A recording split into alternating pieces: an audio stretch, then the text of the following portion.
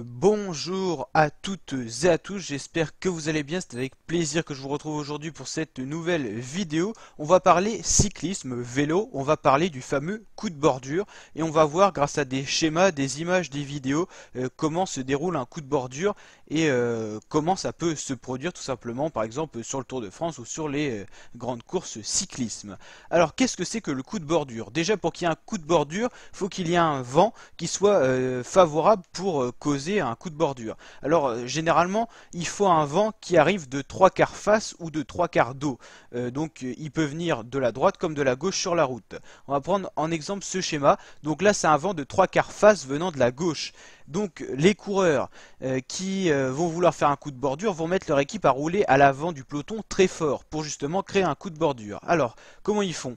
Alors par exemple on va imaginer que ces trois coureurs là, enfin les deux premiers ce sont des équipiers de ce coureur là et donc ils roulent pour faire un coup de bordure dans le peloton. Alors ces coureurs-là, ils vont se mettre sur la gauche de la route, tout simplement face au vent. Donc c'est à dire que le premier va prendre tout le vent et donc lui il va se fatiguer. Mais vu que c'est un équipier, c'est le but. Le deuxième, il va pouvoir prendre un relais, soit des relais courts, soit des relais longs. Si c'est un relais long, ce coureur-là va se fatiguer, il va sauter et c'est celui-là qui va prendre le relais. Ou des relais courts et les deux là vont relayer ensemble. Imaginons que là c'est le leader, donc là il est à l'abri totalement. Et le problème, c'est que le vent, il vient de la gauche, mais une fois arrivé sur le bord droit de la route, et ben après, il y a le fossé, il y a l'herbe, et donc le coureur qui est là, et ben il va prendre le vent comme le premier, et c'est là qu'il va se produire tout simplement une cassure. C'est-à-dire que tous ces coureurs-là, derrière celui-là, ils sont tous protégés, mais à ce moment-là, ceux qui sont à fond à droite de la rouge ne sont plus protégés, et c'est là qu'interviennent des cassures, comme là, celle qu'on peut voir ici. Le vent vient très certainement, alors...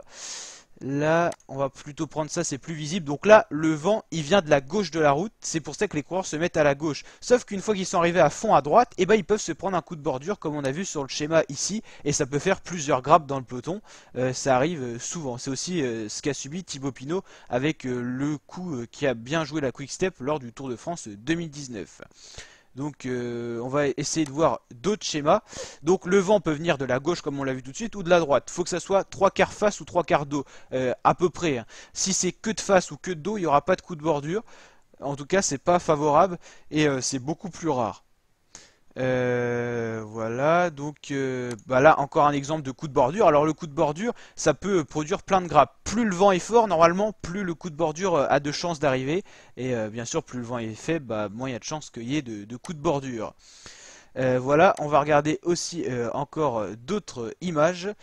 Les coups de bordure, ils peuvent intervenir par exemple sur un rond-point, comme c'est arrivé lors du Tour de France 2019. Il y a une équipe qui va vraiment rouler fort ici, et quand l'équipe, enfin tous les coureurs qui sont là vont se replacer, ils peuvent être décalés à l'arrière du peloton si ce côté-là est allé plus vite. Là c'était en l'occurrence le cas. La trajectoire était plus courte ici que là, donc tous ces coureurs-là, notamment la FDJ, vont être calés à l'arrière du peloton, et si un coup de bordure a lieu comme on l'a vu, un coureur qui est face au vent qui casse là, celui-là qui est derrière va avoir du mal aussi à revenir dans le groupe de devant parce que tout simplement ils vont être dans le vent et il faut rouler vraiment très fort et c'est quasiment impossible de revenir quand ça se détache. C'est un phénomène qui arrive quand même assez souvent.